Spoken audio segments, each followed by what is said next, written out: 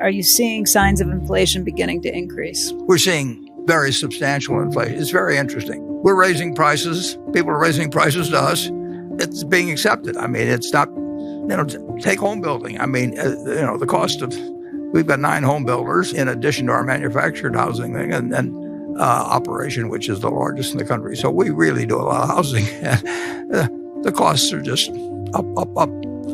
Steel costs, just every day, they're going up. And there hasn't yet been, because the wage stuff follows. I mean, if the UAW writes a 3-year contract, we got a 3-year contract. But if you're buying steel at General Motors or someplace, you're paying more every day. So it's an economy really, it's red hot. I mean, and we weren't expecting it. I mean, all our companies, when they thought when we're allowed to go back to work, at our various operations, we closed the furniture stores. I mentioned, they were closed for 6 weeks or so on average, and they didn't know what was going to happen when they opened. And they can't stop people from buying things, and we can't deliver them. And they say, well, that's okay because nobody else can deliver them either, and we'll wait for 3 months or something. Sort of the backlog grows, and then we thought it would end when the $600 payments ended, and I think around August of last year.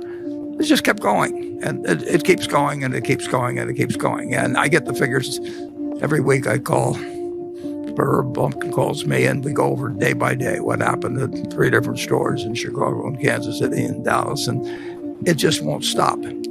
People have money in their pocket, and they pay higher prices. And when carpet prices go up in a month or two, we announced a price increase for our costs are going up.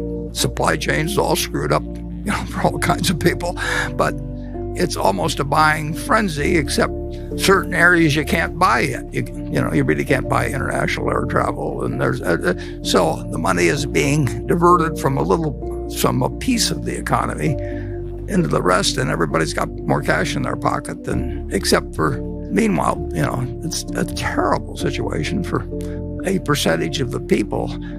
This suit, I haven't worn a suit, for a year practically, and that means that the dry cleaner nurse just went out of business. I mean, and nobody's bringing in suits to get dry cleaned, and nobody's bringing in white shirts. The place where my wife goes, the small business person, if you didn't have takeout and delivery services for restaurants, you got killed.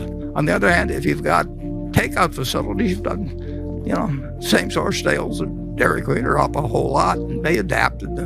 But it is not a price-sensitive economy right now in the least. And I don't know exactly how when it shows up in different price indices, but there's more inflation going on quite a bit more inflation going on than people would have anticipated just 6 months ago or thereabouts.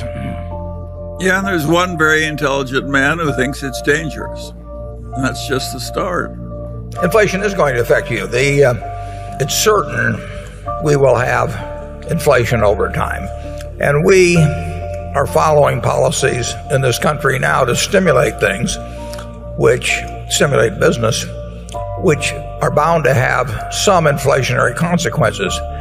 And to the extent that we borrow money from the rest of the world, it would be very human on the part of politicians in the future decide that they would rather pay the rest of the world back in dollars that are worth far less than the dollars they borrowed. I mean, it's the classic way of reducing the impact and cost of external debt, and we're building up a lot of external debt. Have questions about your financial situation? Get a second opinion on Money Pickle. In less than 5 minutes, you can book a 45-minute video chat with a vetted and trusted CFP, fiduciary, or hybrid advisor. They'll tell you exactly what they'd do in your shoes. Ease your mind on retirement, estate planning, 401ks, taxes, inheritances, whatever's stressing you out. Best of all, it's free. You can even start a relationship with your professional, but there's no obligation and no commitment. Money Pickle, your free financial help desk. Book your free session on moneypickle.com today. I always find it interesting when politicians now talk about using the taxpayers' money to do this and the taxpayers' money to do that, and how the taxpayers are paying the bonuses at AIG.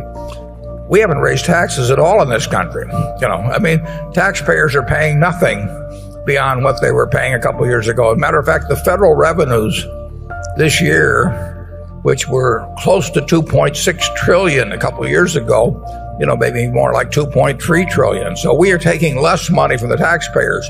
The people who are really paying for the things we're doing now will probably be the people who are buying fixed dollar investments, much of it from the U.S. government, and who will find the purchasing power when they go to redeem those investments to be far less. So you might say that the AIG bonus is probably the Chinese are the people that are ultimately paying the most in terms of the loss of purchasing power they will have with their holdings of government bonds, U.S. government bonds, many years down the road. But it sounds better to say the taxpayer than to say the Chinese are paying for it. It's an interesting situation. I read that comment every day about how the taxpayers are doing this and that. I haven't had my taxes raised. You haven't had your taxes raised. They're giving me $250 back here pretty soon. Yet taxpayers haven't paid anything so far. And my guess is that the ultimate price of much of this will be paid by a shrinkage in the real value of fixed dollar investments down the road. And that will be the easiest thing to do. And if it's the easiest thing to do, it's the most likely thing to have happen. So you will see plenty of inflation. Now, the best protection against inflation is your own earning power. If you're the best teacher, if you're the best surgeon, if you're the best lawyer, whatever it may be, you will command a given part of other people's production of goods and services, no matter what the currency is, whether it's seashells or Reichsmarks or dollars. So your own earning power is the best by far. If you're the best journalist, whatever it may be, you will get your share of the national economic pie, regardless of the value of whatever the currency may be as measured against some earlier standard. The second best protection is a wonderful business. If you own the Coca-Cola trademark company, you will get a given portion of people's labor 20 years from now and 50 years from now for your product, and it doesn't make any difference what's happened to the price level generally, because people will give up 3 minutes of labor, 5, whatever it may be, to enjoy, 12 ounces of a product they like.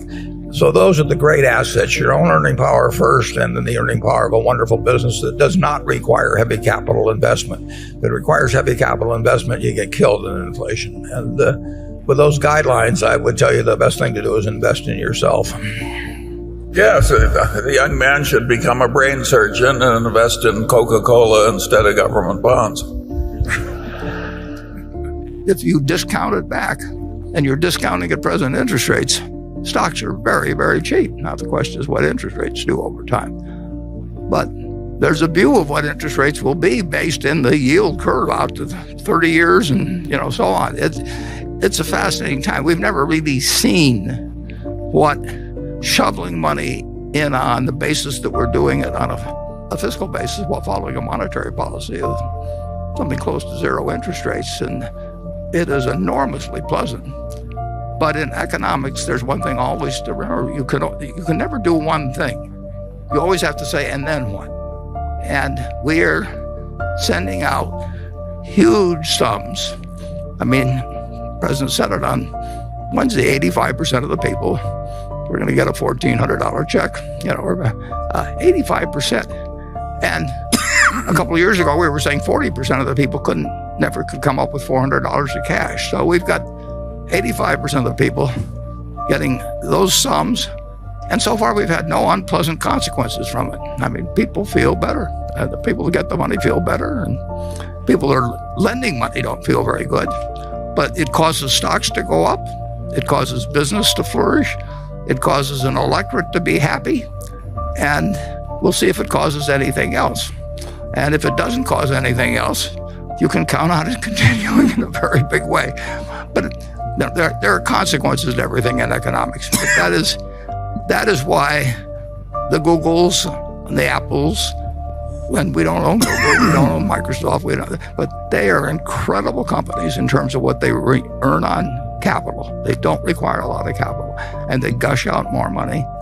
And if you're trying to find bonds that gush out more more money from the federal government. We got $100 billion that's gushing out, like, $30 or $40 million a year, or whatever it may be, depending on the short-term rates.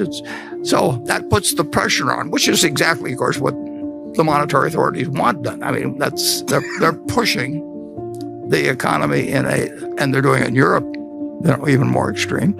And they're pushing, and we're aiding it with fiscal policy, and people feel good, and people have become numb to numbers.